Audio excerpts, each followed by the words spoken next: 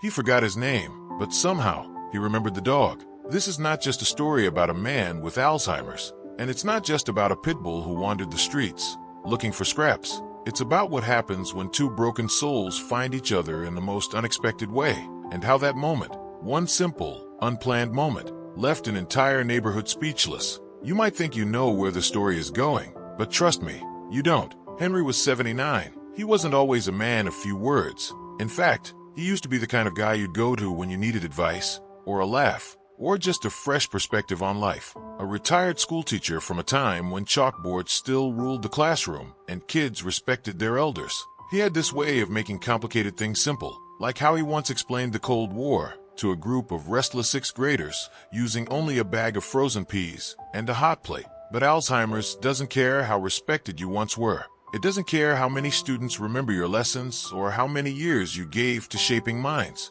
It creeps in quietly, like fog rolling into a valley. It steals moments first, small, seemingly harmless ones. Misplaced keys, forgotten names, repeated questions, a misplaced coffee cup. Then it moves in deeper, tightening its grip. He started calling his daughter by his late wife's name. That broke her heart more than she ever admitted. He forgot how to get home from the grocery store. One day, he stood in the cereal aisle, staring at boxes like they were written in another language. He was found sitting on the curb outside by a clerk, eyes blank, hands trembling. The worst part, Henry knew. In those brief windows of clarity, he knew he was forgetting, and that terrified him more than anything else. After Ruth, his wife of 52 years, passed, everything changed. Their home was once filled with laughter, smells of baked bread, and old records playing on weekends. Now it was quiet. The walls, once lined with books and postcards from former students, felt like they were closing in. His daughter, Emily,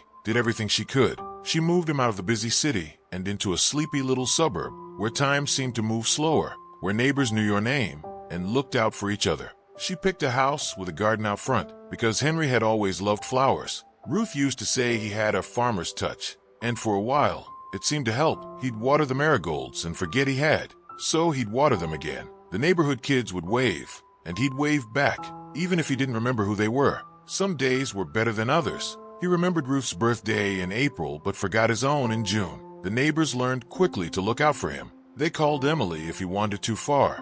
They brought over food. They reminded him where he lived with soft voices and warm eyes. It was a quiet network of kindness. But even kindness has its limits. It was a Wednesday morning when it happened. Henry stepped outside in his slippers, holding a watering can filled with nothing but yesterday's rain. He stood there, staring at a flower bed where nothing had grown in months. And then, like flicking off a light switch, he forgot. He forgot what the watering can was for. Forgot that the front gate should stay closed. Forgot what day it was. He simply walked over to the gate, opened it, and left it wide. He returned to his porch and sat down in the same wooden chair he'd had for over 20 years. The one Ruth used to sit beside in the evenings. And there he remained, staring blankly at a flower pot where a wilted tulip drooped in the sun, the dirt dry and cracked. Just a few blocks away, another story was already unfolding. A pit bull, male, gray coat dulled by dust and grime. His ribs jutted out, each breath pulling at his sides like they had to work twice as hard just to keep him alive. One of his ears was notched, probably torn in a fight. A long scar ran down his back leg, faded but angry. He had no name. No tag, no collar. To most people, he was a threat, a walking red flag, the kind of dog mothers pulled their children away from, the kind of dog the HOA would call animal control over. No questions asked, but under the scars and bones was something nobody noticed. Desperation. He wasn't prowling like a predator. He was limping, dragging one paw ever so slightly. His eyes weren't sharp with aggression. They were hollow, exhausted. Each step he took looked painful. He wasn't looking for trouble. He was looking for someone to show him he mattered.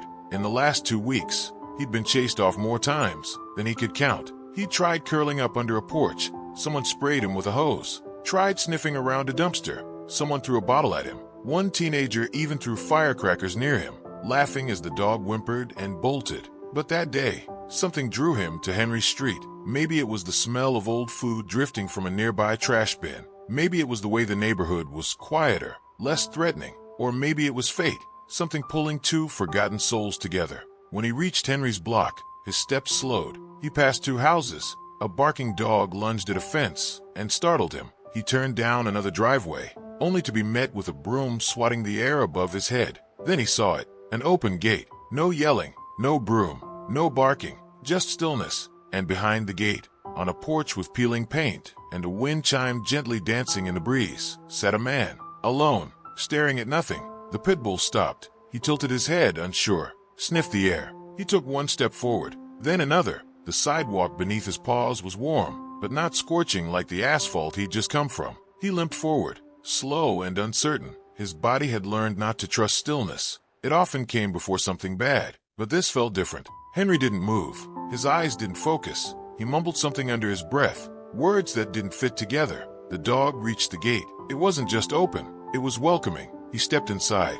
If someone had been watching from a window, they might have screamed, called the police. There's a dangerous pit bull in the yard of a defenseless old man. But no one saw. No one screamed. There was only silence. The dog reached the base of the porch steps and stopped. He didn't bark, didn't growl. He just stood there, observing. And then Henry looked up, his eyes, cloudy and confused just seconds before, suddenly sharpened, just a little. His lips parted. "Max," he whispered. The dog's ears twitched. His head tilted again. There was no Max. Henry never owned a dog, at least not one named Max. His daughter would later search through old photo albums, convinced she'd find one. She didn't. No vet bills, no dog toys, no memory of Max. But in that moment, whatever fragment of a name floated in Henry's crumbling memory, this dog became Max. He patted his knee, and Max stepped forward. The way he moved was cautious, almost respectful. He climbed the steps slowly, pausing between each one, as if waiting for permission. When he reached the top, he didn't jump, didn't bark. He just gently lowered his head onto Henry's lap. Henry's hand moved instinctively. He ran his fingers over the dog's ears, rough and torn, and said softly, "You came back." There was no fear, no confusion, just warmth. From that moment on, they weren't strangers anymore. Henry sat on his porch, the weight of solitude pressing heavily upon him. The once vibrant memories of his life had become a blur, thanks to the relentless grip of Alzheimer's. Days melded into one another, each passing moment eroding fragments of his identity. Max, the pit bull, wore the physical scars of a tumultuous past. His body was a tapestry of healed wounds and fresh injuries, each telling a story of survival and hardship. Their paths converged on that fateful day. The gate, usually a barrier between Henry's world and the outside, stood ajar, a simple oversight with profound consequences. Max approached cautiously, his movements slow and deliberate. The scent of the man on the porch was unfamiliar, but it lacked the hostility he'd grown accustomed to. He paused at the steps, his eyes scanning for any sign of threat. Henry's gaze lifted, meeting the dog's wary eyes. A flicker of recognition, misplaced yet genuine, sparked within him. "Max," he murmured, the name rolling off his tongue with a familiarity that transcended reality. The pit bull's ears perked at the sound. Names had been hurled at him before, most unkind, but this one felt different. It wasn't a command or a reprimand, it was an invitation. Henry's hand, aged and trembling, patted his knee, a universal gesture of welcome. Max hesitated, the ghosts of past betrayals whispering caution. Yet, something about the man's demeanor spoke of sincerity.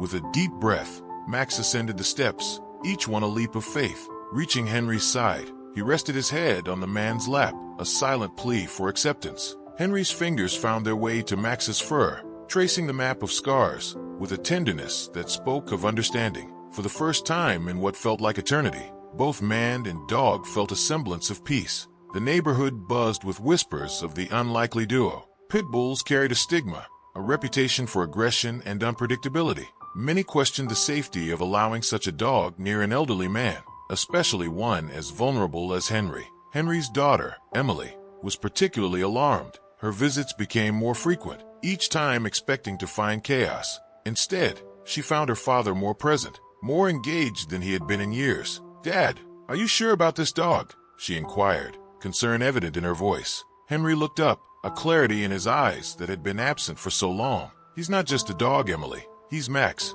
Emily sighed, torn between her protective instincts and the undeniable positive change in her father. "All right, but we need to ensure he's healthy and safe." A trip to the local veterinarian unveiled the extent of Max's past hardships. Malnourished, riddled with parasites, and bearing the remnants of untreated injuries, his condition was dire, but not irreversible. With a regimen of proper nutrition, medical treatment, and unwavering care, Max began to transform. His once dull coat regained its sheen, and the light returned to his eyes. Henry, too, underwent a transformation. The routine of caring for Max instilled a sense of purpose. Mornings were no longer a haze of confusion, but were marked by feeding, walks, and play. The fog of Alzheimer's still lingered, but moments of clarity became more frequent. The neighborhood's initial apprehension began to wane as they observed the bond between Henry and Max. The feared pit bull was seen accompanying Henry on gentle strolls, ever vigilant and attentive.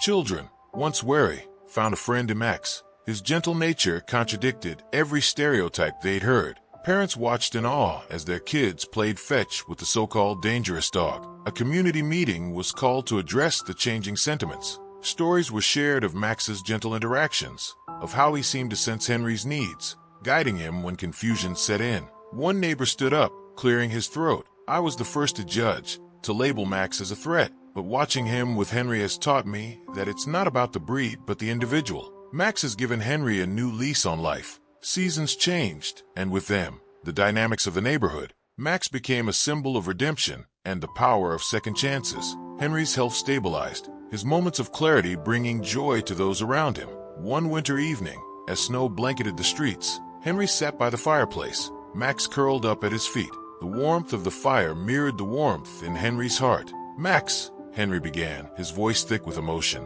"I may forget many things, but I'll never forget what you've given me." Max lifted his head, eyes reflecting the unspoken understanding between them. In that moment, words were unnecessary. News of their story spread beyond the neighborhood, touching hearts far and wide. Letters poured in, sharing similar tales of unexpected bonds and the healing power of companionship. Henry and Max's journey challenged societal perceptions, proving that love knows no boundaries, not age, not breed, not past mistakes. As years passed, their story became a testament to the transformative power of acceptance and the profound impact of an open heart. In the end, it wasn't about a man rescuing a dog or a dog rescuing a man. It was about two souls finding each other in a world that had overlooked them, and in that union, discovering the true essence of companionship. It was a Thursday morning, the kind that starts with a crisp chill in the air, hinting at the onset of autumn. Henry's neighborhood was just beginning to stir. The distant hum of lawnmowers and the occasional bark of a dog punctuated the serene atmosphere. Inside his modest home, Henry sat by the window, gazing out with a distant look in his eyes. The familiar surroundings often felt foreign to him now, each day a puzzle with missing pieces. Max lay at Henry's feet, his large head resting on his paws, eyes half closed but ever alert. The bond between the two had grown unbreakable over the past weeks. Max had become more than just a companion. He was a lifeline, grounding Henry when the tides of confusion threatened to sweep him away. But that Thursday was different. A subtle restlessness had settled over Henry. He felt an inexplicable urge to move, to go somewhere, though he couldn't pinpoint where. The walls of the house seemed to close in on him, and the open door beckoned with silent invitation. Without a second thought, Henry rose from his chair, the creak of the floorboards beneath him causing Max to lift his head in curiosity. Henry reached for his coat, a habitual gesture ingrained from years of routine, and stepped outside. The morning sun cast long shadows on the ground as he made his way to the gate. Max followed closely, his instincts on high alert. He sensed the change in Henry's demeanor, the subtle shift from contentment to agitation. As Henry unlatched the gate and stepped onto the sidewalk, Max hesitated for a moment, then trotted after him, his loyalty unwavering. The neighborhood was familiar, yet to Henry, it felt like uncharted territory. He walked with purpose, though the destination eluded him. Street signs blurred into meaningless symbols, and the houses all looked eerily similar. But he pressed on, driven by an internal compass that pointed nowhere and everywhere all at once. Max remained by his side, occasionally nudging Henry's hand with his nose, a gentle reminder of his presence. The pit bull's eyes darted around, scanning for any potential threats, his protective instincts kicking in. He could sense Henry's disorientation, and it unsettled him. As they ventured further from home, the surroundings became less familiar. The neatly trimmed lawns gave way to overgrown lots, and the paved sidewalks transitioned into dirt paths. Henry's pace slowed, uncertainty creeping into his steps. He paused at a crossroads, looking left and right, confusion etched deep into his lined face. Max took this moment to assert himself. He positioned himself in front of Henry, blocking his path forward. The dog let out a low whine, eyes pleading, urging Henry to turn back. But Henry's mind was clouded, the fog of Alzheimer's obscuring rational thought. He gently patted Max's head, murmuring, "It's okay, Max. We need to keep going." Reluctantly, Max stepped aside, but he remained vigilant. They continued their journey, the path leading them toward a construction site near the edge of a wooded area. The sounds of machinery and distant voices filled the air, but Henry seemed oblivious. His focus narrowed to the path ahead. Back at Henry's home, his daughter, Emily, arrived as she did every day around noon. She carried a bag of groceries, planning to prepare lunch and spend some time with her father. As she approached the house, a sense of unease washed over her. The front door was ajar, and the familiar sight of Max lounging on the porch was absent. "Dad," she called out, stepping inside. Silence greeted her. Panic began to bubble within her chest as she quickly searched each room, finding them all empty. She rushed outside, scanning the street, hoping to catch a glimpse of her father and his loyal companion. But there was no sign of them. Heart pounding, Emily pulled out her phone and began dialing neighbors, friends, anyone who might have seen Henry. The minutes felt like hours as she coordinated a search effort, her mind racing with worst-case scenarios. She knew that every moment counted, especially given her father's condition. Meanwhile, Henry and Max had reached the construction site. The area was deserted during the lunch hour, the heavy machinery silent and still. Henry's steps faltered as he surveyed the unfamiliar landscape. The open expanse of dirt and gravel stretched before him, leading to a dense line of trees that marked the beginning of the woods. He felt an inexplicable pull toward the forest, a whisper in his mind urging him forward. But as he took a step toward the tree line, Max sprang into action. The pit bull positioned himself directly in Henry's path, his body tense, ears perked, and eyes locked onto his human's face. Max let out a series of sharp barks, the sound echoing across the empty construction site. He then gently grabbed the sleeve of Henry's coat with his teeth, tugging him back toward the direction they had come. Henry frowned, confusion knitting his brows. "What's the matter, Max?" he asked, his voice tinged with frustration. But Max was persistent. He released Henry's sleeve and began nudging his leg with his nose, pushing him away from the woods and back toward the neighborhood. The dog's determination was unwavering. The very next morning, something changed. Henry's daughter,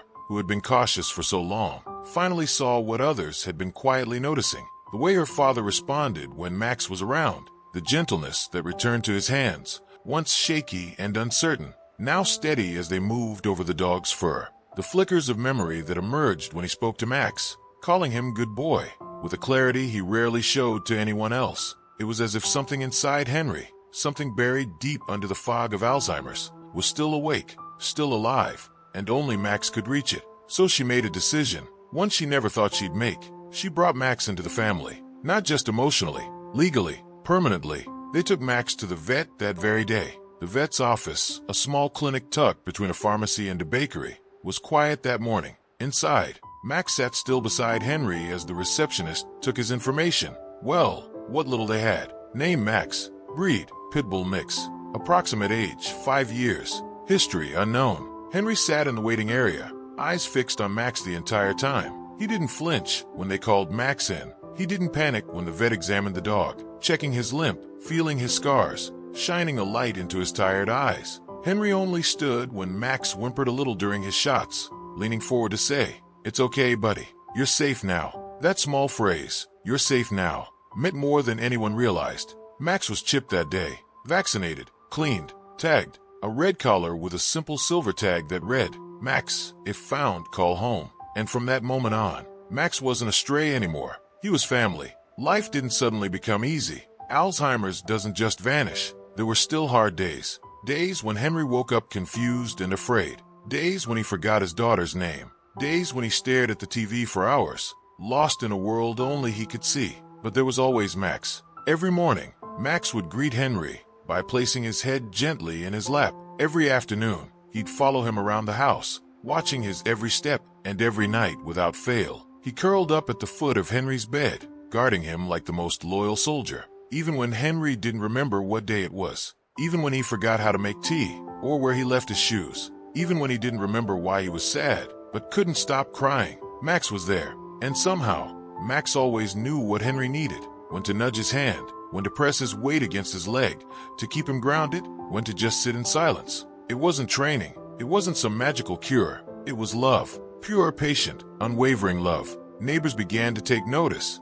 At first, they were cautious, because that's what we're taught, right? That pit bulls are dangerous, that strays are unpredictable. But over time, Max proved them all wrong. There was the day the mailman slipped on the icy walkway, and Max barked, not aggressively, but urgently, loud enough that Henry's daughter heard and came running. She helped the man up, and the mailman, shaken but grateful, knelt to pet Max. "You're a good boy," he whispered, and Max, wagging his tail, licked his hand once and trotted back to Henry's side. There was the day a kid from 2 streets over got lost biking home and stopped at Henry's fence, crying. Max stood on the porch, watching, and when Henry didn't respond, Max walked to the gate, sat beside the boy, and barked until someone came to help. When the boy's mom arrived, she thanked Henry, who looked confused, not quite sure what had happened. But Max knew. Word spread. The pit bull who used to be feared became the pride of the block. Kids left treats at the fence. Neighbors waved when they walked by.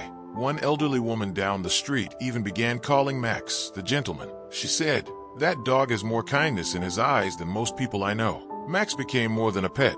He became a symbol of resilience, of second chances, of quiet healing. Henry, too, found new purpose in caring for Max. His daughter began leaving reminder notes around the house, but she noticed something curious. He didn't need reminders to feed Max. He didn't forget the name anymore. Even on days when he stared blankly at her and said, "Do I know you?" he'd still smile the moment Max walked in. "Max," he'd whisper, "always Max." One afternoon, she found an old photo album on the coffee table. It had dust on the cover, like it hadn't been touched in years. But inside were pictures, some of her mother, Ruth, and then a boy holding a dog. She paused, flipped the photo over. In faded ink, it read, Henry, age 12, and Max. Her breath caught. Max. She never knew her father had a dog growing up, but there it was, a stocky dog with kind eyes and a crooked tail. Not a pit bull, maybe a mutt, but the name Max was the same. She wondered, was that why he called the stray Max?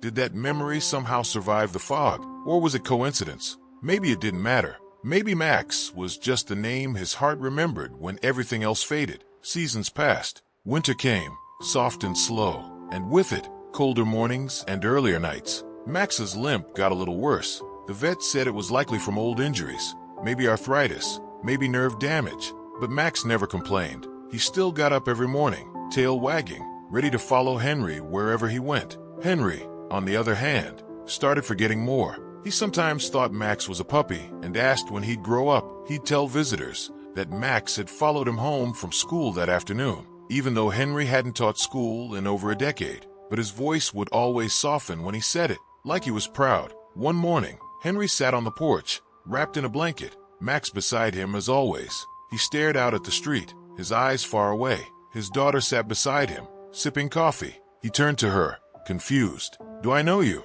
he asked. She smiled. "I'm your daughter, Dad." He blinked, looked down at Max. "Is this my dog?" "Yes," she said, choking back tears. "That's Max. He's yours." Henry looked at Max for a long time. Then slowly, he reached out and rested his hand on the dog's head. "I think I love him," he whispered. She nodded. "He loves you too." Max let out a quiet sigh and leaned into Henry's hand. The moment was small, simple, but it was everything. Because in that instant, Henry wasn't lost. He wasn't confused or broken. He was just a man, holding on to the one thing that made sense. The weeks turned into months, and time, as it always does, moved on. Max got older, his movements slower, his eyes cloudier. He couldn't jump anymore, couldn't chase after squirrels in the yard. But he never stopped getting up for Henry, never stopped following, never stopped watching, until one morning, he didn't get up. Henry's daughter found him curled up at the foot of the bed, still and silent. She wept. Henry,